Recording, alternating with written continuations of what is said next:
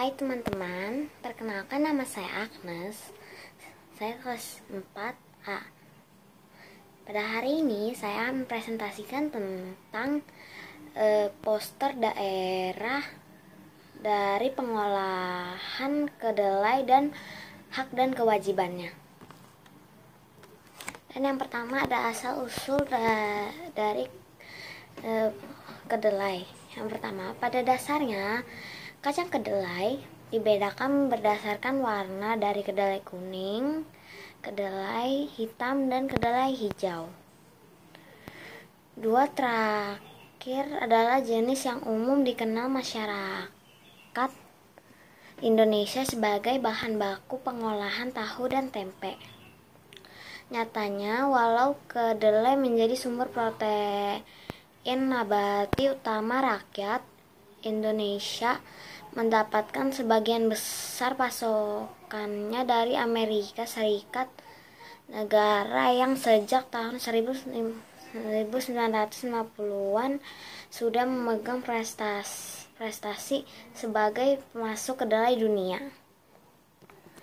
Kedelai mulai dikenal di daerah Manchuria, Tiongkok, sekitar tahun 2838 sebelum Masehi, yang tercatat dalam jurnal Chinese Materia Medica yang tertulis oleh Kaisar Sheng Nung. Kedelai menjadi bagian dari lima utama di daratan ini, bersama padi, gandum, barley, jali, dan millet atau jawawut. Kedelai disantap segar atau diolah menjadi produk fermentasi atau produk kering. Kedelai lalu meneruskan perjalanannya ke Jepang sekitar abad ke-6. Sebelum mendominasi diet masyarakat Jepang, kedelai merupakan produk impor dalam bentuk minyak di tahun 1894 sampai 1895. Lock-in Food Trend asal-usul kedelai 11 Maret 2016. Pada dasarnya, kacang kedelai dibedakan berdasarkan warna dari kedelai kuning, kedelai hitam, dan kedelai hijau. Dua terakhir adalah jenis yang umum dikenal masyarakat Indonesia sebagai bahan baku pengolahan tahu dan tempe.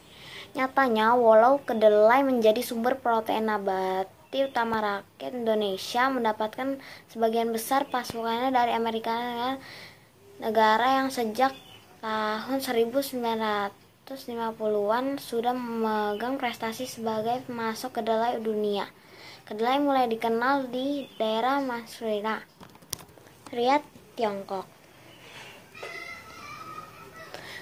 sekitar tahun 2838 sebelum Masehi, yang tercatat dalam jurnal Chinese Materia Medica yang ditulis oleh Kaisar Sheng Nung. Kedelai menjadi bagian dari 5 tanaman utama di daratan ini bersama padi, gandum, barley atau jali, dan millet atau jawawut. Kedelai disantap segar atau diolah menjadi produk fermentasi atau produk kering. Kedelai lalu meneruskan perjalanannya ke Jepang sekitar abad ke-6 sebelum mendominasi diet masyarakat Jepang. Kedelai merupakan produk impor dalam bentuk minyak di tahun 1894 sampai 1895. Di Eropa, kedelai adalah tanaman yang mereka kenali melalui karya tulis seorang ahli botani Jerman di tahun 1712. Kedelai diduga masuk ke Eropa melalui penanamannya di Prancis sekitar tahun 1740. Dari sini Kedelai lalu lekas menarik perhatian dunia. Amerika baru mengenal kedelai pada tahun 1765 yang ditanam di tanah Pennsylvania. Bibit-bibit kedelai ini kiriman dari Tiongkok, Jepang, India, Manchuria, Korea, dan Jepang. Versi lain menyebut kedatangan ini terjadi di tahun 1851 melalui bibit yang disimpan oleh orang Amerika yang terselamatkan di Laut Pasifik di tahun 1850. Sisi kebaikan kedelai yang tinggi protein dan bisa menjadi bahan baku minyak baru ditemukan lewat penelitian Gregor Washington Carver di tahun 1904. Penemuannya ini membantu menekan keran impor minyak ke Amerika yang saat itu menyentuh sekitar 40% kebutuhan domestik. Pemerintah lalu mendorong petani untuk menanamnya secara besar-besaran sebagai andalan pakan ternak.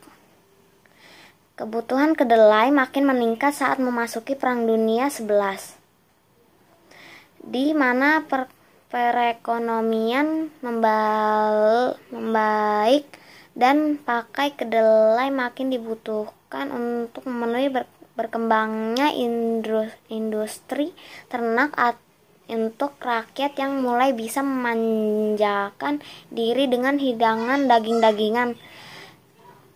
Penanaman masif lainnya adalah canola, tanaman yang diperkenalkan oleh Kanada. Nah, teman-teman, pada tahun 1919 William Morse dengan rekan mendirikan American Soybean Association di tahun 1929. Ia berada di Cina selama 2 tahun untuk mengumpulkan bibit kedelai dan membawa pulang 10.000 varietas untuk diteliti demi memperbaiki kondisi kedelai yang sudah ada, khusus di industri pangan. Kedelai umumnya diolah menjadi shortening, margarin, dan minyak sayur. Tiongkok sebagai negeri kelahiran kedelai justru kini penikmat terbesar kedelai Amerika, diikuti Jepang. Sulit menilai jenis kedelai mana yang lebih unggul dari sisi gizinya. Nilai kandungan karbohidrat, protein, lemak, dan asam amino kedelai akan bergantung pada bibit, tanah, penanaman, hingga cara pengolahannya, ujar Profesor Dr. Mary Astuti, guru besar Fakultas Teknologi Pertanian Universitas Gajah Mada, sekaligus figur akademis yang mempelajari kedelai secara khusus. Nah, teman-teman, tadi adalah asal-usul dari kedelai. Awal mulai kedelai sampai bisa menjadi banyak makanan. Selanjutnya saya akan yang kedua sekarang adalah hak dan kewajiban pengolahan kedelai. Yang pertama, haknya adalah berhak untuk mendapatkan hasil pengolahan kedelai yang sudah diolah. Yang kedua, berhak untuk diproduksikan di pabrik manapun. Yang ketiga, berhak meminum dan makan hasil pengolahan kedelai. Yang keempat, berhak melihat saat pengolahan kedelai sedang diproses pembuatannya. Yang kelima, berhak mencoba membuat olahan kedelai. Selanjutnya adalah kewajiban. Yang pertama, kewajibannya tidak boleh membuang makanan hasil pengolahan kedelai yang sudah menjadi tempe susu, dan lain-lain. Yang kedua, kewajibannya harus merasakan makanan olahan dari kedelai yang sudah dibuat. Yang ketiga, kewajibannya menjualkan hasil pengolahan kedelai yang sudah dibuat. Yang keempat, kewajibannya mengenalkan kepada orang lain yang belum pernah mencoba hasil olahan dari kedelai.